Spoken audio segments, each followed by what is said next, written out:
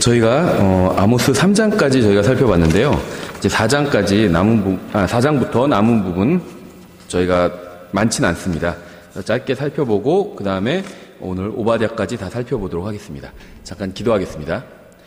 하나님 아버지, 주님께서 주신 말씀으로 인해서 감사드립니다. 저희가 주님께서 주신 이 말씀을 정말 가볍게 여기지 않고 정말 진리의 말씀으로 받아들여서 또 저희 삶에 적용하고 또 저희의 소망의 근원으로 삼을 수 있도록 도와주시기 원합니다. 예수님의 이름으로 기도드렸습니다. 아멘.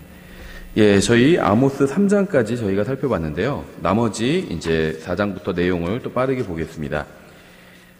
이 갈고리에 관한 말씀이 있는데요. 4장 2절에 주 하나님께서 자신의 거룩함을 두고 맹세하시되 보라, 날들이 너희에게 이르리니 그가 갈고리로 너희를 끌고 가며 낚시 바늘로 너희 후손들을 끌고 가리라. 이렇게 말씀하고 있죠. 갈고리로 끌고 간다, 또 낚시 바늘로 끌고 간다, 이렇게 말씀하고 있는데요. 이거는 코를 꿰서 끌고 가겠다는 거예요. 그래서 실제로 그 유적들을 보면요, 이스라엘 백성들이 끌려갈 때 코에 갈고리가 이렇게 꿰져서 소를 끌고 가는 것처럼 그렇게 끌려간 그런 유적들이 나온다고 합니다. 그냥 밧줄로만, 쇠사슬로만 묶여서 끌려간 것이 아니라 소가 끌려가는 것처럼 이 코가 정말 뚫려가지고 그렇게 이제 끌려가는 수모를 당하게 됩니다. 근데 이 코가 꿰서 끌려가는 건요, 성경에 사실 많이 나와요. 예를 들면 역대하 33장 11절에 그러므로 주께서 아시리아 왕의 군대 대장들을 그들에게 보내심에 이들이 므낫세를 붙잡아 가서 가운데 놓고 족쇄로 결박하여 바벨론으로 끌고 가니, 여기서 이제 족쇄로 왕을 끌고 갔죠. 욥기 40장 24절 그가 자기 눈으로 그것을 취하며 그의 코는 올가미들을 꿰는다. 그래서 코를 올가미로 꿰는 것에 관해서도 욥기에서 말씀하고 있고요. 또 이사야서 37장 29절 내가 나를 향해 분노하는 것과 너의 떠들썩한 일이 내 귀에 이르렀느니라. 그러므로 내가 내 갈고리를 내 코에 넣고 내 굴레를 내 입술에 씌워 내가 온 길로 너를 돌이키리라. 하기서 하신 말씀이죠. 갈고리를 코에 넣고 끌고 가겠다, 이렇게 말씀하셨고요. 실제로 이것이 역사적으로 이뤄진 경우들이 많이 있습니다. 에스겔서 29장 4절 그러나 내가 내 턱에 갈고리를 꿰고 내 강들의 물고기가 내 비늘에 붙게 하며 내 강들 한가운데서 너를 끌어올리리니 내 강들의 모든 물고기가 내 비늘에 붙으리라. 성경에서는 사람을, 그러니까 나무로도 비유하고 있고요, 초로도 그러니까 그 풀로도 비유하고 있고 또 물고기로도 비유하고 있죠. 그래서 왜 우리 자동차 뒤에 보면 물고기 마크 같은 거 붙이는 사람들 있잖아요. 그래서 예수님은 나의 주님이시다, 이런, 그러니까 예수님은 주님이시다라는 그 헬라어 첫 글자를 그 안에 써서 넣고 물고기 모양을 붙이기도 하는데, 성경에 보면 예수님이 물고기로 비유된 적은 없습니다. 그러니까 좀 엉뚱한 마크라고 볼 수 있죠. 예수님은 물고기가 아니에요. 오히려 사람이 물고기로 비유되고 있고 또 마귀가 물고기처럼 이렇게 비유되고 있어요. 욥기에서 제가 방금 읽은 욥기 40장은 마귀에 대한 말씀이죠. 그래서 하나님께서 마귀를 이렇게 낚시하는 것처럼 그렇게 잡으시겠다, 이렇게 말씀하는 게 있고요. 또 사람들도 이렇게 코를 또 비늘로 이렇게 꿰겠다, 이렇게 말씀이 있기 때문에 이건 분명히 사람을 물고기로 비유하고 있는 거지 예수님은 물고기로 비유된 적이 없어요. 그렇죠? 예, 그리고 에스겔서 38장 4절 내가 너를 뒤로 돌이켜 갈고리로 내 아가리를 꿰고, 이건 낚시하는 거죠, 완전히. 너와 내 온 군대와 말과 기병들 곧 온갖 종류의 갑옷을 입은 모든 자들, 즉 모든 칼을 다룰 줄 아는 자들로서 큰 방패와 작은 방패를 지닌 큰 무리를 끌어내리라, 이렇게 말씀하고 있고요. 예, 그래서 이 코를 꿰어 간다는 것은 실제로 문제적으로 성취가 됐다고 볼 수 있습니다. 아모스 5장 15절은요, 모든 사람에게 좋은 모토가 될 수 있어요. 뭐라고 말씀하고 있냐면요, 악을 미워하고 선을 사랑하며, 이렇게 말씀하고 있죠. 악을 미워하고 선을 사랑하래요. 너무나도 쉬운 것 같지만 사실 굉장히 어렵죠. 실제로 실천하기는 어려워요. 예전에 밥 존스 목사님의 명언집을 봤는데 거기서 좋은 말들이 많은데 그냥 do right이라는 말도 있거든요. 굉장히 자주 하던 말씀인가 봐요. 옳은 일을 행하라. 당연한 말 같은데요, 실제로 옳은 일을 행하지 않을 때도 있죠. 예, 그래서 이 5장은요, 하나님께서 우리에게 종교에 대해서 무엇을 원하시는지 가르쳐주고 있습니다. 주님께서는 단순히 종교적인 예식이나 희생물을 원하시는 것이 아니라 마음을 원하신다는 거죠. 마음을. 그래서 마음이 빠진 섬김이나 교제나 경배는 주님 앞에서 그저 한낱 종교나 우상 숭배와 다름이 없다는 겁니다. 그래서 아모스 5장에서 굉장히 중요한 가르침을 주고 있죠. 이건 뭐 오늘날 우리에게도 그대로 적용해도 되는 말씀이죠. 우리가 아무리 주님께 많은 사람들이 모여서 좋은 예배당에서 주님께 경배를 드린다 할지라도 마음이 빠져 있다면 사실 이건 종교에 지나지 않는다는 거예요. 그래서 종교라고 하면 무슨 앞에 대단하게 우상을 놓고 절간에서 막 절하고 있거나 아니면 성당 앞에 있는 마리아상 앞에서 굽신거리고 이런 것만이 종교가 아니라는 겁니다. 킹제임스 성경을 믿는 독립침례 교회도 하나님 앞에서 종교가 될 수 있다는 거예요. 마음이 빠지면, 하나님을 사랑하는 마음이 빠지면 언제든지 종교로 전락해버릴 수가 있다는 겁니다. 아시리아로 끌려간 죄가 700년 전에 광야에서 시작된 죄라는 사실은 이거 주목할 만해요. 그러니까 우리가 옛사랑을 버리면 하나님 앞에서 문제가 되잖아요. 에베소 교회는 굉장히 훌륭한 교회였는데 첫사랑을 버렸잖아요. 이 첫사랑을 회복해야 되는데요. 반대로 예전에 짓던 죄는 버려야 됩니다. 예전에 처음 구원받았을 때 주님을 사랑하던 마음은 계속 간직해야 되지만 예전에 짓던 죄는 버려야 돼요. 5장 25절에 이렇게 되어 있어요. 오 이스라엘 집아, 너희가 광야에서 40년 동안 희생물과 헌물을 내게 드린 적이 있었느냐? 오히려 너희가 너희의 몰록의 장막과 너희의 형상들 기운 곧 너희가 너희를 위하여 만든 너희 신의 별을 가지고 다녔나니 그러므로 내가 너희를 다마스쿠스 너머로 포로가 되어 가게 하리라. 이름이 만군의 하나님인 주가 말하노라. 이스라엘의 죄는요, 오래된 죄였습니다. 예전의 죄, 광야에서부터 짓던 죄, 이스라엘이 처음에 국가로 건국될 때부터 짓던 죄, 그 죄를 아직도 이스라엘 백성이 짓고 있었던 거죠. 7장에 연속적으로 나오는 환상들은요, 이 중보 기도의 능력을 보여주는데요. 아모스가 기도해서 심판을 피할 수가 있었어요, 이스라엘 백성들이. 7장에는 아모스의 중보 기도가 나오죠. 1절부터 3절에 주 하나님께서 이같이 내게 보이셨느니라. 환상으로 보여주신 거죠. 보라, 나중에 자라는 풀이 움돋기 시작할 때 그분께서 메뚜기들을 지으셨느니라. 보라, 그때는 왕의 풀을 벤 뒤에 나중에 자라는 풀이 움돋는 때였느니라. 그것들이 그 땅에 풀 먹기를 마침에 내가 이르기를 오 주 하나님이여 간청하건대 용서하소서.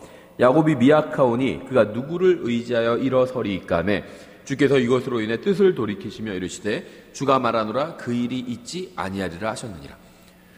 아주 단순한 기도죠. 아모스는 그냥 용서해달라고 기도했는데 하나님께서 바로 응답해 주셨습니다. 그러니까 참 아모스 한 사람의 기도로 이스라엘 민족이 여기서 한번 위기를 넘어가게 되는 거죠. 하나님께서 심판하신다고 했는데요. 용서해달라고 간구하니까 용서를 해주신 거예요. 일단 심판을 보류하신 거죠. 아예 심판을 안 하시겠다고 하신 건 아닙니다. 왜냐하면은 죄에 대해서는 반드시 심판이 이루어져야 돼요. 다만 보류할 수는 있는 거죠. 보류해달라고, 회개의 기회를 달라고 용서를 구한 거예요. 하나님께서는 또 회개의 기회를 주신 겁니다. 그러니까 아브라함이 이걸 알았다면 5명에서 멈추지 않았겠죠. 그 도시에 5명의 의인이 있으면 어찌 하시렵니까? 그러니까 하나님께서 그럼 용서해 주시겠다 하니까 거기서 아브라함이 멈췄죠. 왜냐하면 5명에서 더 내려가는 거는 좀 너무했다 이렇게 생각했을 수도 있고요. 설마 5명 정도는 있겠지. 롯이 거기 들어가서 생활한 지가 얼마나 되는데 롯이 그래도 한두 명은 전도했겠지. 아니면 롯의 가족만 해도 5명은 넘잖아요. 딸들에다가 사위에다가 자기 부인에다가 하면 6, 7명 막 넘어가거든요. 결혼 안 한 딸들에다가 그럼 더 넘어가겠죠. 그래서 설마 자기 가족한테는 복음을 전해서 가족은 구원받았겠지. 아브라함이 이렇게 생각하고 5명에서 딱 멈췄어요. 그런데 하나님께 간구하면요, 그냥 용서해달라고 하니까 그냥 용서해 주셨습니다. 하나님께서. 그렇죠. 기회를 더 주셨어요. 그렇죠. 그래서 끝까지 하나님께 기도해야 돼요. 근데 참 아모스는요, 이 사람들의 관점에서는 자격이 없는 설교자였죠. 그야말로 대언자들 학교도 안 나오고요, 농부였어요. 배운 적도 없고. 그래서 사람들은 아모스를 무시했죠. 그러니까 아모스도 인정했습니다. 자기는 대언자가 아니다 이렇게 인정했죠. 사람들에겐 대언자가 아니었지만 하나님 편에서는 대언자였죠. 그러니까 정말 진정한 말씀의 사역자는요, 어떤 학교를 나오고 안 나오고 이건 중요하지는 않다는 겁니다. 학교를 나오는 게 다 잘못됐다 이런 말은 아니에요. 나올 수도 있죠. 나와서 나쁠 건 없죠. 하지만 그게 중요한 건 아니라는 거예요. 나올 수도 있고 안 나올 수도 있어요. 하나님께 말씀을 받았고 하나님께 은사를 받았다면 그 사람은 하나님의 말씀의 사역자가 될 수 있는 거죠. 아모스는 말씀의 사역자였습니다. 왜냐하면 하나님께서 말씀을 주셨기 때문에, 말씀을 전할 수 있는 능력을 주셨잖아요. 그러면 말씀의 사역자인 거예요. 근데 사람들은 무시했죠. 근데 사람들이 무시한 이 아모스가 기도해서 이스라엘 민족 전체가 다시 한번 회개의 기회를 얻게 된 거잖아요. 그렇죠. 아마 우리도 모르겠어요. 정말 그 무슨 일이 일어난지. 사람들이 막 무시하는, 교회도 작고 모이는 사람도 없고 무슨 신학교도 제대로 나오지 않았어요. 하나님의 말씀의 능력을 봐서 말씀을 전하고 있는 사역자가 있고, 또 정말 그 사람이 민족을 위해서 기도해서 하나님께서 기회를 주셨는지 우리는 모른다는 거죠. 그렇죠. 예. 막 어디 나가서 막 데모한다고 하나님께서 기회를 주시는 것이 아닙니다. 기도해야 기회를 주시는 거예요. 회개의 기회를.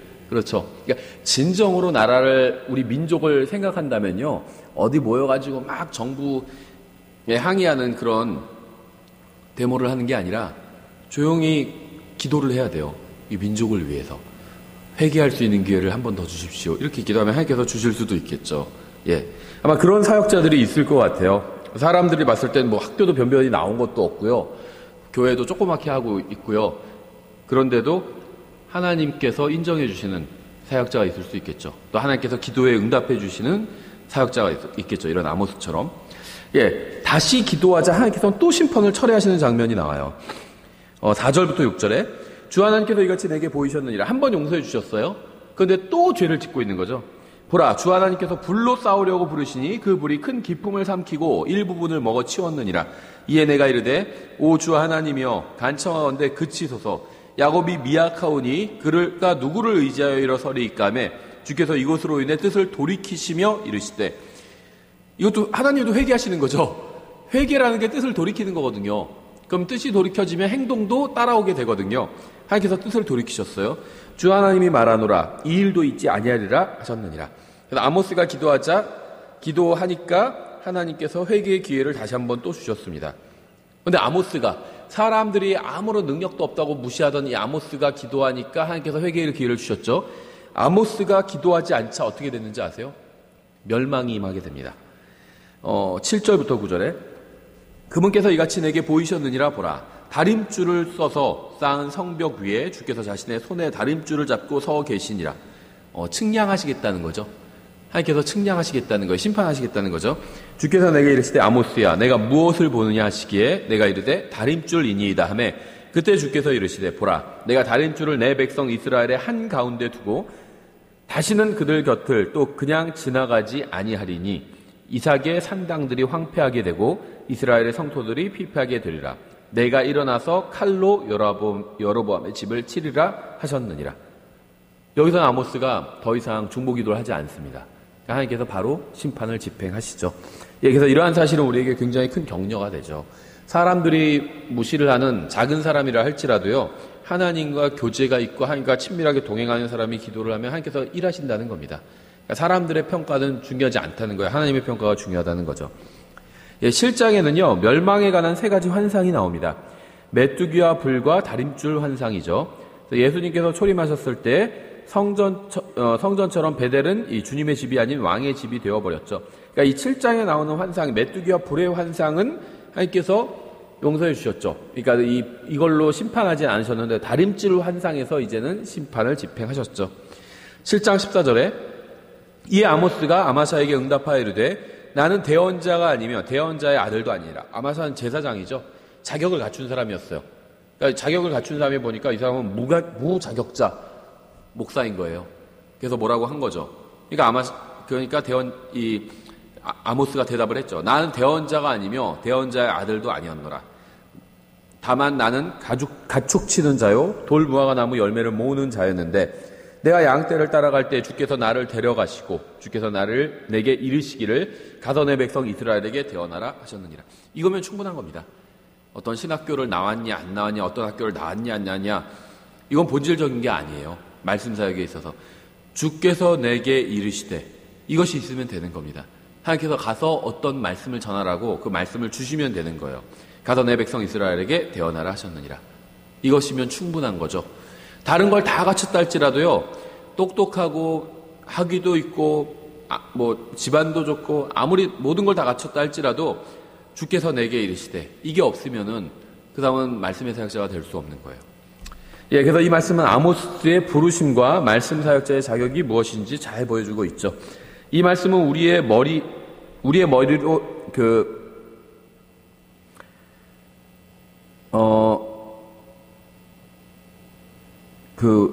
그러니까 아모스 7장 14절부터 15절은요, 우리한테 여러 사람들을 떠올리게 하죠. 광야에 있던 모세, 아무것도 아니었죠. 또 타작마당에 있던 기드온, 아무것도 아니었죠. 또 양을 치던 다윗, 이것도 아무것도 아니었습니다. 그렇죠. 또 광야에 있던 친례인 요한, 또 광야에 있던, 아라비아 광야에 있던 사도 요한, 또 목공소에 계시던 예수님. 그러니까 세상이 원하던 곳에 있지 않았죠. 하나님의 사역자들 대부분은요, 세상에서 거부당하던 사람들이었어요. 성경에서는 그렇게 말씀하시고 있잖아요. 세상에서 멸시받는 것들, 없는 것들, 천한 것들을 하나님께서 오히려 더 들어서 쓰신다고 말씀하고 있잖아요. 그렇죠. 그러니까 세상의 선택과 하나님 선택은 다르다는 겁니다. 하나님께서는요, 기존의 종교 체계를 거부하시고 직접 사역자를 선택하셨습니다. 무명의 학교에서 하나님께 배운 사람이야말로 광야의 학교에서 배우면 돼요. 광야의 학교. 이름 있는 신학교에서 배우지 않아도 됩니다. 광야의 학교에서 중요한 건 하나님께 배워야 돼요. 하나님께로부터 은사를 받아야 되고. 그래서 주님의 말씀의 빛을 공개적으로 발할 수 있는 사람은 바로 이런 사람이에요. 하나님께 배운 사람들, 하나님께 말씀을 받은 사람들, 하나님께 은사를 받은 사람들. 다른 모든 조건이 다 부족해도 이것 하나면 충분하다는 거죠. 8장에는요, 여름 바구니에 관한 넷째 환상이 나오는데요. 가난한 사람을 학대하는 것은 주님의 진노를 일으키는 일입니다. 그렇죠? 그러니까는 참, 항상 선거철만 되면은 누구를 지지해야 되냐, 이게 참 고민인 것 같아요. 근데 미국의 그리스도인들도요, 똑같은 고민을 하고 있어요. 그러니까는 보수적인 정당은 주로 부자들을 위해서 정책을 펴죠. 그러니까 좀 잘못된 거예요. 그렇죠? 근데 바른 면도 있어요. 그런데 이제 진보적인 정당이 그럼 옳으냐? 그것도 또 아니에요. 진보적인 정당은 가난한 사람을 위해서 일단 정책을 펴는 것 같긴 한데, 문제는 뭐냐면 또 동성연애자들이나 이렇게 잘못된 사람들을 위한 정책도 많이 펴고 있죠. 그래서 미국에서도 그리스도인들이 그런 얘기를 해요. 부자가 더 부자가 되는 걸 보고 싶거든 보수적인 정당의 을 지지해라. 또 동성연애자들이 퍼레이드 하는 걸 더 자주 보고 싶거든 진보적인 정당에 지지를 해라. 이렇게 얘기하는데 우리나라도 지금 상황이 똑같아졌어요. 거의 세계적인 추세인 것 같아요. 그런데 동성연애 분명히 잘못된 거죠. 그래서 이렇게 일부 보수적인 분들은요, 진보 정당을 지지하는 사람들을 비판합니다. 근데 비판하는 근거가 여러 가지가 있지만 대표적인 게, 봐라, 진보 정당에선 동성연애 지지하지 않냐. 그러니까 진보 정당 지지하는 사람은 동성연애를 좋아하는 사람들이다. 하나님께서 원하시지 않는다. 이렇게 비판을 한다는 거죠. 근데 반대도 마찬가지죠. 진보 정당을 지지하는 그리스도인들은요, 보수 정당을 지지하는 그리스도인들을 이런 걸 갖고 비판을 하죠. 그 사람들은 부자들만 더 배불리는 그런 정책을 쓰는 사람들인데 잘못된 거 아니냐? 아모스 8장에 나오잖아요. 가난한 자를 학대하고 있고요. 기독교 기업이라고 하면서도요, 직원들 월급도 잘 안 줘요. 그렇죠? 가난한 자를 확대하는 거죠. 하나님께서 좋아하시는 게 아니죠. 그런 걸 볼 땐 답답하더라고요. 차라리 기독교 기업이라는 이름을 하지 말든지. 그렇죠. 가난한 자를 학대할 거면 하나님의 이름을 쓰지 말든지. 하나님의 이름은 잔뜩 써놓고 월급은 잘 안 주면 하나님께서 기뻐하시는 게 아니죠. 하여튼 다 잘못된 겁니다. 저는 어느 한쪽이 옳다는 게 아니라 옳은 면도 있고, 진보든 보수든 옳은 면도 있고 잘못된 면도 있죠. 저는 진보도 지지하지 않고요, 보수도 지지하지 않아요. 제가 지지하는 분은 예수님밖에 없습니다. 진보 정치인도요, 결국 정권을 잡으려고 하는 게 목적이고요, 보수 정치인도 정권 잡으려고 하는 게 목적이에요. 자기 마음대로 한번 해보려는 게 목적입니다. 자기가 잘 되는 게 목적이에요. 그 사람들이 다. 정말로 국민과 백성을 사랑하는 정치인은 없어요. 예수님밖에 없습니다. 그러니까 우린 예수님만 지지해야 돼요. 나머지는 누가 되든 상관없어요. 진보가 정권을 잡든 보수가 정권을 잡든요, 계속 더 세상은 악해질 겁니다. 그리스도인들이 더 살기 안 좋아질 거예요. 누가 정권을 잡든 예수님께서 오시면 심판하실 겁니다. 예수님께서 재림하시는 순간에 이 세상에 진보가 정권을 잡고 있다고 해서 진보는 그래도 강한 사람들 위해 주니까 심판하면 안 되겠네, 이러실까요? 아니면 보수가 정권을 잡고 있다고 해서 이 보수주의자들은 동성연애를 반대하니까 심판하면 안 되겠네, 이러실까요? 진보건 보수건 다 심판받아요. 누가 정권을 잡고 있건 간에 정권의 어떤 성격과 상관없이 다 심판받습니다. 온 세상 모든 국가들이, 모든 정권이 다 심판받게 돼 있어요. 그렇죠. 그래서 우리는 그냥 차악을 뽑는 거죠, 선거는. 둘 중에, 그러니까 백만장자 중에 차악을 뽑는 게 선거다, 이런 말이 있거든요. 진보건 보수건요, 대통령 후보로 나온 사람들은요, 다 부자예요. 다 백만장자입니다. 진보적인 사람도 부자예요. 보통 사람보다 훨씬 더 부자입니다. 그렇죠. 그러니까 두 백만장자 중에 한 백만장자를 뽑는 게 선거라는 그런 말이 있거든요. 자기 마음에 드는 사람 뽑으면 됩니다. 그렇죠. 예, 누굴 뽑아도 그 사람은 다 하나님께 심판받을 사람이에요. 예, 그래서 우리는 뭐 누구를 막 연호하고 누구를 지지하고 이러지 않습니다. 우리가 연호하는 분은 예수님밖에 없어요. 우리가 지지하는 분은 예수님밖에 없습니다. 예수님께서 오셔야 비로소 모든 문제가 다 해결될 겁니다. 예수님께서 오시기 전에는 누구도 문제를 해결할 수가 없어요. 예, 아모스로 돌아가서 아모스서 8장에서는요. 가난한 자를 학대하는 사람을 주님께서는 심판하시겠다 이렇게 말씀하고 있어요. 가난한 자를 학대하는 것은 주님의 화를 불러온다는 겁니다. 주님께서는요. 남편 없는 사람, 과부죠. 또 아버지 없는 사람, 고아죠. 또 가난한 사람들에 대해서 불쌍히 여기는 마음을 가지고 계시거든요. 그래서 주님의 자녀들도 그런 마음을 가지기를 원하십니다. 그렇죠. 아버지 없는, 어머니 없는 사람들을 보면 불쌍히 여기는 마음을 갖기를 원하신다는 거예요. 예, 그래서 주님께서는 자신이 가진 재산과 힘으로 다른 사람을 학대하는 부자들과 권력자들을 심판하실 겁니다. 진보든 보수든 마찬가지예요. 주님께서는 이 권력자들을 다 심판하실 겁니다. 그러니까 너무 사람을 막 믿고 의지하고 그분이 대통령이 되면 뭐 달라질 거다. 달라지지 않아요. 예, 미안하지만 그 달라진 것도 달라진 세상도 주님에 의해서 또다시 심판을 받아야 됩니다. 그렇죠? 예, 9장은요. 하나님께서 자신의 백성에게 말씀하시는 것으로 시작됩니다. 주님께서는 시편 139편을 통해서 그들이 어디에 있든지 함께 하시겠다고 약속하셨습니다. 하지만 시편 139편과는 다르게 이번에는 그들을 축복하기 위해 함께 하시는 것이 아니라 벌을 주기 위해서 함께 하시겠다는 거죠. 그러니까 이 주님께서 함께 하시겠다는 것은요. 양날의 검이에요. 마태복음 28장 맨 마지막에서도 주님께서 승천하시기 전에 내가 세상 끝날까지 너희와 항상 함께 있으리라 이렇게 말씀하셨잖아요. 양날의 검이라는 겁니다. 어려울 때 함께 하시면 좋죠. 그런데 내가 죄를 지을 때도 함께 하시겠다는 거예요. 다 아실 수밖에 없는 거죠. 함께 하시기 때문에. 예. 9장에 나오는 5번째 환상은요. 다윗의 왕국의 영광에 관한 것입니다. 그래서 다윗의 장막은 다림줄을 피해 있었어요. 다림줄은 갑자기 떨어질 것이고요. 그러면 심판이 임하게 될 것입니다. 주님께서는 신실하시기 때문에 어느 날 돌아오셔서 자신의 왕국을 세우시고 이스라엘을 재건하실 겁니다. 천년왕국에 관한 익숙한 표현이 이 책의 끝을 장식하고 있는데요. 11절에 그날에 내가 다윗의 쓰러진 장막을 일으켜 세우고 이게 이제 천년왕국에 관한 묘사입니다. 다윗의 왕국이 무너졌잖아요. 이 왕국을 다시 세우시겠다는 거예요. 그것에 무너진 곳을 막으며 내가 그의 허물어진 것들을 일으켜 세우고 내가 그것을 옛날과 같이 건축하리니. 그래서 이스라엘의 회복에 관한 말씀이죠. 또 이방인들이 복종하게 될 거예요. 12절. 이것은 그들이 에돔의 남은 자들과 내 이름으로 불리는 모든 이교도들의 남은 자들을 소유하게 하려 함이라. 이 일을 행하는 주가 말하노라. 또 그 천년왕국에서 삶은 풍요로워질 겁니다. 13절. 주가 말하노라. 보라 날들이 이르리니 쟁기질하는 자는 곡식 거두는 자를 따라잡고 포도를 밟는 자는 씨 뿌리는 자를 따라잡으며 산들은 단 포도즙을 흘리고 작은 산들은 노구리라. 이렇게 말씀하고 있죠. 또 이스라엘은 약속의 땅으로 모이게 될 겁니다. 14절. 또 내가 내 백성 이스라엘의 포로된 자들을 다시 데려오리니 그들이 피폐한 도시들을 건축하여 거기 거주하며 포도원들을 세우고 그것들의 포도즙을 마시며 또한 동산들을 만들어 그것들의 열매를 먹으리라. 또 이스라엘은 약속하신 대로 영원히 안전하게 거하게 될 것입니다. 15절. 내가 그들을 그들의 땅에 심으리니 그들이 내가 그들에게 준 그들의 땅에서 다시는 뽑히지 아니하리라. 주 내 하나님이 말하노라. 예, 그래서 이 11절부터 15절까지는요. 천년왕국에 관한 약속이라고 볼 수 있습니다. 예, 계속해서 오바댜를 저희가 같이 살펴보도록 하겠습니다. 예, 오바댜는 굉장히 짧은 책이죠. 한 장, 또 21개의 절로 이루어진 짧은 책이고요. 구약성경에서 가장 짧은 책이죠. 근데 내용적으로 보면요. 오바댜는 이 요엘의 내용을 담고 있어요. 그래서 요엘과 일치하는 내용을 담고 있고요. 또 이 짧은 책은 주의 날이 이스라엘의 원수들에게 어떤 의미를 줄 것인지를 보여주고 있습니다. 그래서 대언서들의 주제는 대부분 주의 날이거든요. 그래서 이 오바댜도 주의 날인데요. 다만 이제 주제는 같지만 포커스가 약간 달라요. 이 오바댜는 이스라엘의 원수들, 특히 에돔에 관해서 말씀하고 있죠.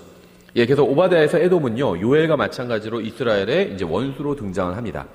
요엘서 3장 9절 19절 이렇게 되어 있죠. 이집트는 황폐한 곳이 되고 에돔은 황폐한 광야가 되리니 이는 그들이 유다 자손에게 폭력을 행사하고 그들의 땅에서 무지한 피를 흘렸기 때문이니라. 이렇게 말씀하고 있어요. 이 사실 에돔은요, 처음부터 이스라엘의 원수였어요. 그렇죠. 그런데 이스라엘의 처음부터 원수였고 이스라엘 역사를 보면 계속 끊임없이 이스라엘을 괴롭히는 그런 원수였습니다. 그런데요, 우리가 뒤에서 보겠지만 에돔은 사실은 이렇게 그 세력이 크지가 않았어요. 근데 왜 그럴 수밖에 없었냐면요, 하나님께서 이 에돔에 대해서 예언을 하셨잖아요. 형이 아우를 섬기리라 이렇게 예언하셨죠. 그래서 이 에돔은 에서거든요. 그래서 그 이스라엘보다는 세력이 작았는데, 그러면 이스라엘보다 세력이 작았는데 어떻게 이스라엘을 괴롭혔을까요? 다른 외세가, 그러니까 이스라엘을 침공할 때, 다른 민족이 이스라엘을 침공할 때 그 민족 편을 들었습니다. 항상 그런 방법으로 이스라엘을 괴롭혔어요. 그러니까 에돔 스스로는 이스라엘을 괴롭힐 만한 세력이 안 돼요. 그러니까 다른 민족이 괴롭힐 때, 침공할 때 함께 힘을 모아서 같이 침공을 했다는 겁니다. 그렇죠. 예, 그래서 이 에돔의 원래 이름은요, 에서입니다. 털이 많고 붉게 태어났죠, 에서는. 또 붉은 죽을 좋아했기 때문에 이 에돔이라고 불리게 되었어요. 창세기 25장 30절에 나오죠. 야곱에게 이르되 내가 지쳤으니 원하건대 그 붉은 죽을 내가 먹게 하라 하더라. 그러므로 그의 이름을 에돔이라 하더라. 이렇게 되어 있어요. 그래서 이 에돔이란 말은 붉다는 의미고요. 에서의 자체도 붉은색 사람이었고 또 붉은 죽을 좋아했기 때문에 이 붉다는 의미의 에돔이라고 불리게 되었다는 겁니다. 마치 야곱이 이스라엘이라고 불린 거나 똑같아요. 에서는 에돔이라고 불렸어요. 그래서 이스라엘 자손들이 이집트를 탈출해서 가나안 땅으로 갈 때 에돔 족속은 그들이 자신들의 영토를 지나가는 것을 허락하지 않았습니다. 형제 민족이었는데요. 어려움에 있을 때 돕지 않았다는 거예요. 길을 좀 지나갔겠다는데 지나가지 못하게 했죠. 또 민수기 22장에 잘 나와 있죠. 이 사건은. 또 그 특이한 게 있는데요. 다윗이 사울을 피해서 도망 다닐 때 있었잖아요. 사무엘상 22장에 나오는데 다윗이 이제 사무엘을 피해서 도망을 다닐 때 이 제사장 아히멜렉이 이 빵을 다윗에게 공급해 주고요. 그 다음에는 골리앗의 검을 내주죠. 그래서 다윗을 도와주게 됩니다. 그런데요, 이때 이제 에돔 사람 이 도액이라는 사람이 있었는데요. 이 사람이 이러한 사실을 몰래 염탐해서 보고 이것을 사울에게 알렸어요. 아히멜렉 제사장이 도망자 다윗을 돕더라. 이렇게 사울에게 고해 바쳤죠. 그래서 결국 어떻게 됐죠? 사울이 분노해서 제사장들을 다 살해하게 되죠. 그래서 이 에돔 사람의 밀고로 인해서 제사장들이 살육을 당하게 됩니다. 그러니까 철저하게 이스라엘의 원수라는 걸 알 수 있죠. 예, 이후에 에돔 자손들은요, 유다의 왕들에 의해서 수없이 격퇴되었지만 완전히 복종하지는 않았어요. 결국 느부갓네살이 예루살렘을 약탈할 때 에돔 사람들이 굉장히 기뻐했습니다. 그러니까 에돔인들은요, 이스라엘과 원수인데 자기들은 세력이 부족해요. 그래서 항상 외세가 이스라엘을 침공하면, 외적이 이스라엘을 침공하면 그걸 보고 돕던지 아니면 기뻐하던지 이랬다는 겁니다. 그래서 힘을 다해서요, 이 바벨론인들의 친구가 되려고 했고요, 바벨론인들을 도왔습니다. 그래서 예루살렘의 성벽이 무너졌을 때 에돔인들은 기쁨으로 충만했어요. 시편 137편 7절에 오 주여 예루살렘의 날에 에돔 자손이 말한 것을 기억하소서. 그들이 말하기를 그것을 무너뜨리라, 그것을 무너뜨리라, 그것을 기초까지 무너뜨리라 하였나이다. 그러니까 예루살렘이 침공당해서요, 느부갓네살이 예루살렘 막 성벽을 무너뜨리고 있을 때 에돔 사람들은 막 그걸 보면서 박수치면서 좋아했다는 겁니다. 그렇죠. 그런데요, 그들의 기쁨은 오래가지 못했죠. 4년이 채 지나지 않아서요, 그들은 느부갓네살의 침공을 받았어요. 자기들도. 느부갓네살은요, 정복 군주예요. 가만두지 않았겠죠. 이스라엘 침공해서 무너뜨리고 그 다음에 에돔이 옆에 있으니까 에돔도 침공해서 또 무너뜨린 겁니다. 그렇죠. 예, 그래서 결국 에돔도 완전히 무너져 내리게 되었습니다. 예, 그래서 이러한 사건을 오바댜는 분명히 이제 보았죠. 창세기 27장 39절부터 40절에 그의 아버지 이삭이 그에게 대답하여 이르되 보라, 내가 거할 곳은 땅에 기름진 곳과 위로부터 내리는 하늘 이슬에 기름진 곳이 되리라. 너는 칼을 의지하여 살고, 에돔에 대해서 이삭이 예언하고 있는 거죠. 너는 칼을 의지하여 살고 내 동생을 섬길 것이며, 야곱을 섬겨야 된대요. 내가 통치권을 갖게 될 때야 비로소 내 목에서 그의 멍에를 끊어버리리라 하였더라. 예, 창세기 27장의 예언은요, 성취가 되었습니다. 열왕기상 22장 47절 그때 에돔에는 왕이 없었고 대리인이 왕이었더라. 내가 통치권을 갖게 될 때야 이스라엘로부터 자유롭게 된다고 했는데 왕이 없었대요. 그렇죠. 열왕기상 22장의 배경에 보면 에돔에. 그러니까 이스라엘로부터 자유로울 수가 없었다는 거죠. 통치권이 있어요. 왕이 있어야 자유로울 수 있는데 왕이 없으니까요. 열왕기 하 8장 20절에 그의 시대에 에돔이 배반하여 유다의 손 밑에서 벗어나 자기들을 다스릴 왕을 세웠으므로 이에 요람이 모든 병거를 거느리고 사일로 가서 밤에 일어나 자기를 에워싼 에돔 족속과 병거의 대장들을 치니 백성이 도망하여 자기들의 장막으로 들어갔더라. 그럼에도 에돔이 배반하여 유다의 손 밑에서 벗어나 이날까지 이뤘으며 또 바로 그때 림나도 배반하였더라. 이렇게 되어 있죠. 또 역대기야 21장 8절에 그의 시대에 에돔 족속이 배반하여 유다의 지배 밑에서 벗어나 스스로 왕을 세웠으므로 그때 여호람이 자기의 통치자들과 자기에게 있던 모든 병거를 거느리고 가서 밤에 일어나 자기를 에워싼 에돔 족속과 병거의 대장들을 쳤더라. 이처럼 에돔 족속이 배반하여 유다의 손 밑에서 벗어나 이날까지 이르렀으며 바로 그때 림나도 배반하여 그의 손 밑에서 벗어났으니 이는 그가 자기 조상들의 하나님을 버렸기 때문이더라. 이렇게 되어 있죠. 예레미야에서도요, 에돔을 대적한 예언이 나오고 있어요. 예레미야 49장 17절에 에돔도 황폐한 곳이 되리니 그것의 곁을 지나가는 자마다 놀라매 거기에 모든 재앙으로 인하여 비웃으리로다. 이렇게 말씀하고 있죠. 이 성경에서는요, 특히 이제 대언서에서는 다른 민족에 대한 예언도 나옵니다. 다만 대한민국 한민족에 대한 예언은 안 나와요. 어떤 사람들은 특히 이단들이 한민족에 대한 말씀이 성경에 있다 이렇게 주장하는 사람들도 있는데요. 없습니다. 그런 건 없죠. 다만 이제 구약 성경에서 주로 유대인들에 대해서 예언하고 있고요. 그 다음에는 이방 민족에 대해서도 예언하고 있는데 다 유대인과 관련이 있는 그 인접 국가들에 대해서만 성경은 말씀하고 있죠. 미국이나 아니면 대한민국이나 이런 먼 유대인과 직접적인 관련이 없잖아요. 이런 국가에 대해서는 예언하고 있지 않다는 겁니다. 이걸 반드시 기억해야 돼요. 이 예언을 공부할 때는. 그러지 않으면요, 성경에서 뭐 독수리 날개 나오면 이거는 미국이 도와주는 거다. 미국 공군이 도와주는 거다. 그런데 세계 어느 나라도요, 공군의 상징은 대부분 독수리예요. 군대 상징이 독수리인 경우가 많습니다. 우리나라 경찰 상징이 독수리잖아요. 비둘기인가요? 비둘기는 아닐 거예요. 비둘기, 참새 이런 거를 군대나 경찰의 상징으로 쓰는 국가는 없거든요. 다 독수리예요. 유럽 대부분의 국가들 다 그래요. 근데 왜 그러냐면요, 유럽 대부분의 국가들이 다 이 로마 제국의 후예들이잖아요. 신성 로마 제국의 후예고, 근데 신성 로마 제국의 마크가 독수리였거든요.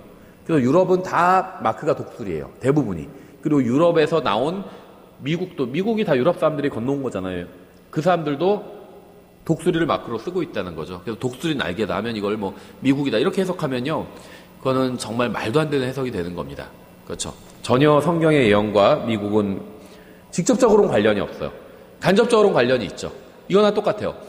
성경에서 저는 직접적으로 안 나오잖아요. 이유진이나 이름은 안 나옵니다. 그렇죠. 하지만 저에 대한 이야기는 나오죠. 로마서 3장 10절, 23절. 모든 사람이 죄를 지어 하나님의 영광에 이르지 못하더니, 그럼 저도 거기 포함되잖아요. 그런 식으로는 미국도 포함되겠죠. 직접적으로 미국이 무엇을 한다, 러시아가 무엇을 한다, 이런 말은 성경에 없다는 겁니다. 다만 이스라엘 인접 국가에 대한 예언은 있다는 거예요. 이집트, 에돔 이런 국가에 대한 예언은 있잖아요. 그렇죠? 그래서 예레미야 49장 17절에서는요, 에돔이 황폐한 곳이 될 것이라고 분명히 하나님께서는 예언을 하셨습니다.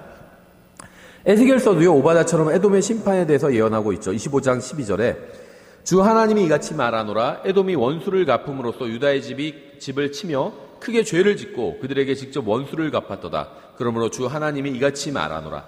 내가 또한 내 손을 에돔 위에 내밀고 사람과 짐승을 거기서 끊어 대만에서부터 시작하여 그곳을 황폐하게 하리니. 예레미야 49장 예언과 일치하죠. 드단 사람들이 칼에 쓰러지리라. 내가 내 백성 이스라엘의 손으로 에돔에게 내 원수를 갚을 터인즉 그들이 내 분노와 내 경노대로 에돔에게 행하리니 그들이 내가 원수 갚는 것을 알리라. 주 하나님이 말하노라. 에돔도 심판을 받게 된다는 말씀이죠. 하나님께서 나홈을 니느웨로 보내신 것처럼요, 주님께서는 또 오바댜를 유다의 남쪽에서 유다를 대적하던 에돔에게 보내셨습니다. 그래서 오바댜는요, 에돔의 선지자라고 보시면 돼요. 사역지가 에돔이었다는 거죠. 니느웨 그러니까는 이 요나나 나홈의 사역지가 니느웨였던 것처럼 이 오바댜의 사역지는 이제 에돔이었습니다. 하나님의 대언자 중 일부는 유다의 역사와 관련이 있는 이방 민족들에게 가서 말씀을 선포했죠. 이 에돔 땅은요, 주로 이제 세일산이에요. 그래서 이곳은 하나님께서 사실 에서에게 주신 지역이었죠. 그래서 에서에게 이 지역을 주셨기 때문에 이스라엘 백성이 이곳을 침공하지 못하게 하셨습니다. 근데 나중에는요, 천년왕국 때 이스라엘 백성이 이 지역도 다 차지하게 됩니다. 그 전에 천년왕국이 이르기 전에는 이스라엘 지역에게 허락된 땅이 아니었다는 거죠. 예, 그래서 세일산 한 대략 우리식으로 하면 5천 평방 킬로미터 정도 된다고 합니다. 넓은 지역이죠. 근데 주로 산악 지역이에요. 우리나라도 주로 국토의 70%가 산악 지역인가요? 대부분 산악 지역이죠. 그래서 그 비슷한 면적의 국가들이 있는데요, 우리나라와 평야 지역인 국가들이 있어요. 그러면 훨씬 살기가 좋죠. 넓고. 근데 천년왕국 때는 높은 곳이 낮아지죠. 낮은 곳은 높아지고. 그래서 다 평지가 됩니다. 산이 없어져 버려요. 천년왕국 때는. 천년왕국 때는 어디가 제일 높냐? 예루살렘. 주님의 왕자가 서는 곳이 가장 높게 되고요. 나머지는 다 낮아지게 됩니다. 그렇죠. 나쁜 게 아니에요. 살기 좋은 지역이 된다는 거예요. 많은 사람들이 살 수 있는. 예, 근데 이 에돔 땅, 세일산은요, 이 산악 지역이에요. 전형적인 산악 지역이고요. 그 지도를 한번 나중에 찾아보세요. 이 아라비아 고원 경계의 사해 남쪽에 위치해 있다고 합니다. 그래서 에돔의 북쪽 경계는 사해 남쪽 해변이고요. 남쪽 경계는 아카바만이라고 합니다. 에돔은 약간의 비옥한 땅과 대부분의 척박하고 가파른 골짜기로 이루어져 있어요. 비옥한 땅은 아주 조금이고요. 나머지는 아주 척박한 다 골짜기들입니다. 에돔은 이스라엘 백성이 이집트를 탈출할 당시에는 시온의 광야로 알려져 있었고요. 에돔의 주요 도시는 이 보스라와 대만이에요. 주님의 재림의 루트죠. 재림의 그 길이죠. 이 보스라를 지나 막 해서 재림에 관한 설명에서 나오는 지명이에요. 나중에는 예루살렘 올리브산 위에 딱 강림하시는 겁니다. 그렇죠. 이 두 도시는요, 이 에시온 게베를 중심으로 한쪽으로는 이집트, 또 다른 쪽으로는 이 다마스쿠스 북쪽을 잇는 이 상업의 요충지였다고 합니다. 그러니까 이 상인들이 지나가는 길이었다고 그래요. 그래서 에돔은 주로 아라비아, 또 인도, 아프리카, 이집트, 시리아, 아시리아 이런 국가들과 이제 교역을 했습니다. 이 에돔인들은요, 깎아지는 듯한 절벽을 이루는 이 자신들의 산이 이 군사적인 안전을 보장해 준다고 생각을 했습니다. 그래서 오만했습니다. 특히 이 페트라라는 도시는요, 이 오만함과 자기 확신의 상징이었어요. 오바댜는 다음과 같은 말씀을 기록할 때 분명히 이러한 점을 아마 염두에 두고 있었을 거예요. 그러니까 외적이 침입하기가 좋지 않은 지형적인 장소였다는 거죠. 에돔 땅 자체가. 왜냐하면 산악 지역이 있고요, 절벽 지역이었어요. 그러니까 누군가 침공하기가 좋지 않았죠. 그러니까 이 에돔인들은요, 오만했어요. 이를테면 와봐, 한번 우리 침공해봐. 이런 자신만만했다는 거죠. 3절에 바위 틈에 거하며 높은 곳에 처소를 둔 자여 내 마음의 교만이 너를 속였도다. 에돔에 대한 말씀이거든요. 그자가 마음속으로 이르기를 누가 나를 땅으로 끌어내리겠느냐 하는도다. 올라오기도 힘들어요. 산이니까. 그렇죠. 근데 거기를 군대가 공격한다는 건 쉽지 않죠. 이 당시에 전투기도 없었잖아요. 그럼 다 보병들이 진격해서 공격해야 되는데 어려웠다는 거죠. 그래서 이 바위로 이루어진 도시는요, 분명 놀라운 요새였을 겁니다. 지금 페트라에 대한 얘기예요. 이 에돔의 수도였죠, 페트라가. 그래서 독수리의 둥지같이 접근이 쉽지 않았다고 4절은 말씀하고 있어요. 그래서 그곳에 접근할 수 있는 유일한 통로는요, 깊은 바위 협곡을 따라서 1.6km 이상 이어진 양쪽이 200m 이상 높이의 절벽으로 된 길이었어요. 페트라는 난공불락의 요새였습니다. 그래서 에돔이 바로 에서가 야곱에게 장자권을 판 후에 정착한 곳이 이 에돔 땅이에요. 그래서 에서는요, 이 호리인들을 몰아낸 후에 산 전체를 차지했습니다. 원래는 이제 이 에돔이 이곳을 차지하기 전에 호리인들이 있었어요. 근데 한번 보세요. 그러니까 이 중동 문제 저도 자세히 아는 건 아니에요. 저의 이제 주제는 아닌데요. 이스라엘 사람들이 지금 팔레스타인을 차지하고 있고요. 오랫동안 거기서 살았었잖아요. 실제로 과거에. 그런데 마치 지금 이스라엘 사람들이 중동 사람들을 내쫓고 그 지역에 거주하는 것처럼 이렇게 사람들이 비판하고 있다는 거죠. 그런데요, 지금 중동 사람들도요, 다 그곳을 빼앗은 거예요. 원래 중동 사람들 땅이 아니라는 겁니다. 원래는 그 땅이 그런 식으로 하면 가나안 사람들 땅이었죠. 가나안 사람들 다 어디 갔죠? 가나안 사람들은 다 죽었어요. 그렇죠. 없어요. 그러니까 지금 이스라엘과 그 다음에 중동 전체의 땅 주인들은 다 사라져버렸다는 겁니다. 죽었어요. 그 민족 전체가 다 사라져버렸어요. 그렇죠. 그러니까 하나님께서는 그 땅을 이스라엘 민족에게 주셨다는 겁니다. 그러니까 지금 중동 사람들도 자기네 땅이 아닌 곳에 점유하고 있는 것이고요. 이스라엘 백성도 땅을 하나님께서 그들에게 주셨고 그 다음에 그 민족 자체가 사라졌어요. 그러니까 그 땅에 세상적인 관점에서도 그 땅의 진정한 주인들은 없다는 겁니다. 그렇죠. 그러니까 지금 팔레스타인 사람들도요, 그 땅 주인이 아니라는 거예요. 이스라엘 백성이 그 땅 주인이 아니라면 세상적인 관점으로 봤을 때, 성경을 안 믿는 관점으로 봤을 때 이스라엘 백성이 지금 팔레스타인 땅의 주인이 진정한 주인이 아니라 외지인이 들어온 거라면 팔레스타인 거주민들도 외주인이라는 거예요. 외지인 다. 그 땅 거기서 살던 사람들이 아니라는 겁니다. 그렇죠. 에서도 마찬가지예요. 이 호리인들이 살던 땅이었어요. 이 에돔 땅은. 그런데 에서가 몰아내고 그 땅을 차지한 겁니다. 몇천 년 전에. 다 그런 식이에요. 역사가. 그러니까 그것을 가지고 이스라엘 사람들이 지금 외지인이다. 이렇게 얘기할 수는 없다는 거죠. 물론 이제 더 복잡한 문제가 얽혀 있지만, 예, 그래서 창세기 14장에서 이 호리인들을 몰아낸 이야기가 나오죠. 신명기 2장 12절에서도 예전에 호리 족속도 세일에 거하였으나, 그러니까 세일산에, 이게 에돔 땅이에요. 세일산에 거하던 사람들은 호리 족속이었다는 거죠. 에서 자손이 그들 앞에서 그들을 멸하고 그들의 뒤를 이어 그들 대신 그 땅에 거하였느니. 그러니까 에서 사람들 중동 사람들이잖아요. 남의 땅 뺏은 거예요, 이 사람들도. 그렇죠. 그러니까 잘 모르면서 괜히 이스라엘만 비판할 이유가 없다는 겁니다. 다 똑같아요. 대부분의 역사가 다 그렇습니다, 사실은. 그렇죠. 그것은 마치 이스라엘이 주께서 자기들에게 주신 자기 소유의 땅에 행한 것과 같았느니라. 예, 그래서 하나님께서 이스라엘 백성에게 가나안 땅을 주신 것처럼 이 에서의 자손들에게도 이 호리 족속의 땅인 세일산을, 에돔 땅을 주셨다는 겁니다. 예, 그래서 에돔의 수도였던 페트라의 의미는 반석이라는 말이에요. 반석. 이 반석 위에 내가 나의 교회를 세우리라 했을 때 그것이 바로 이 페트라라는 거죠. 오늘날 이곳은요, 잊혀진 길의 조용한 도시라고 불리지만 대환란 때에 이스라엘 백성이 이곳으로 나중에 도피해서 숨게 될 것입니다. 에서의 후손은요, 에돔인이라고 불렸어요. 이들은 급습했다가 난공불락 요소로 도피하는 방식으로 야곱의 아들들을 아마 괴롭혔을 겁니다. 그러니까 딱 어떤 산적질하기 좋은 지형이잖아요, 국가 자체가. 다 국토의 대부분 그 골짜기로 이루어져 있거든요. 그러니까 누가 이렇게 침공하기도 어렵고요. 그러니까는 거기서 나와서 다른 국가에서 노략질을 하고 바로 자기네 국가로 도망가면 이게 따라와서 어떻게 침공을 못 하는 거예요. 다 산지역, 산악지역이니까. 그러니까 이런 식으로 이제 이스라엘 백성을 괴롭혔겠죠. 또 이들은요, 아까 말씀드린 것처럼 항상 유대인들을 공격하는 군대를 도왔습니다. 이게 참 어리석은 짓이었죠. 바벨론이 유다를 침공했을 때 유다를 도왔는데 결국 유다를 침공하고 나서 바벨론이 어떻게 했죠? 에돔도 침공했죠. 예, 어리석은 짓을 한 거죠.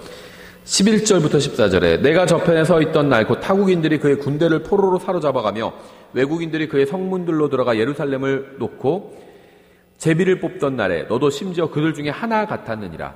함께 연합을 했었다는 거죠.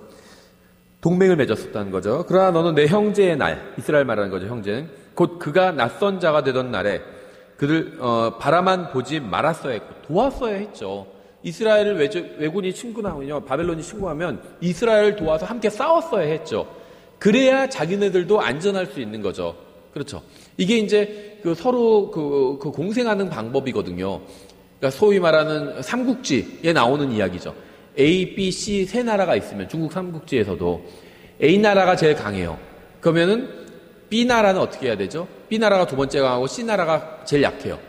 그럼 B 나라는요, C를 도와서 A를 대적해야 되거든요. 그래서 살아남을 수가 있어요. 중국 삼국지도 그렇죠. 위촉 오나라가 있으면 촉이 위나라가 제일 강했죠. 조조가. 그 다음에는 유비가 제일 약했죠. 그 다음에 오나라가 중간이었죠. 그러니까는 조조가 유비를 공격할 때 송건이 유비를 돕는 거거든요. 가만두면요, 이걸 다 약한 나라를 치고 그 다음에 자기를 공격하잖아요. 그러니까 중간 나라는요, 제일 강한 나라가 약한 나라를 칠 때 중간 나라는 강한 나라를 돕는 게 아니라 약한 나라를 도와야 돼요. 그래서 함께 강한 나라를 대적해야 되죠. 삼국지도 그 얘기예요. 그렇죠. 그러니까 계속 이게 결국 그 세대에는 천하 통일을 못 이뤘잖아요. 조조가. 나중에 다른 사람이 천하 통일을 이루게 되잖아요. 중국 대륙을.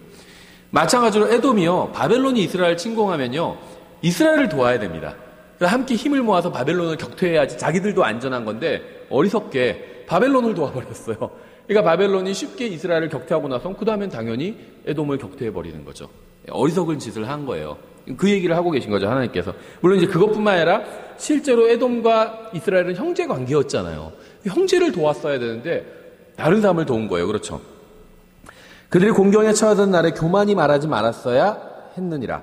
너는 내 백성이 재난을 당하던 날에 그들의 성문에 들어가지 말았어야 했고 참으로 그들이 재난을 당하던 날에 그들의 고통을 바라만 보지 말았어야 했으며 그들이 재난을 당하던 날에 그들의 재물에 손을 대지 말았어야 했고 같이 원수를 도와서 막 형제의 재물을 노랗게 간 거죠. 어리석은 짓을 한 거예요.